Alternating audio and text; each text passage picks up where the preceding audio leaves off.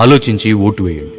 సత్యాగ్రహాలు, పోరాటాలు, ఉద్యమాలు చేసి సంపాదించిన స్వాతంత్రం, సార్వభౌమత్వాన్ని కాపాడడానికి, దాన్ని బలంగా నిలబెట్టడానికి రాసుకున్న శాసనం, వాటిని సరిగ్గా అమలు చేయడానికి 2 సభలు, భిన్నత్వంలో ఏకత్వాన్ని నిరూపించడానికి రాష్ట్రాలు, వాటిని సజావుగా నడపడానికి శాసనసభలు, వీటన్నిటినీ పద్ధతిగా అమలు చేయడానికి ప్రతినిధులు, వారిని ఎన్నుకునేందుకు ఎన్నికలు, అందులో పాల్గొనేందుకు రాజకీయ పార్టీలు. ఇవన్నీ చేసేది మహానుభావులు కాదు, వ్యక్తులే. కానీ చాలామంది మర్చిపోయేది వ్యక్తిత్వం, విశ్వసనీయత.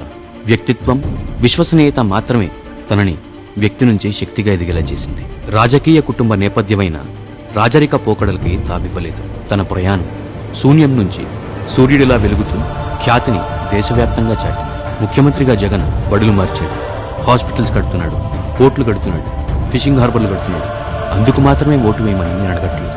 పెద్ద పదవిలో ఉన్న పేదింటి మనిషిలా ప్రతి కుటుంబం గురించి ఆలోచించాడు.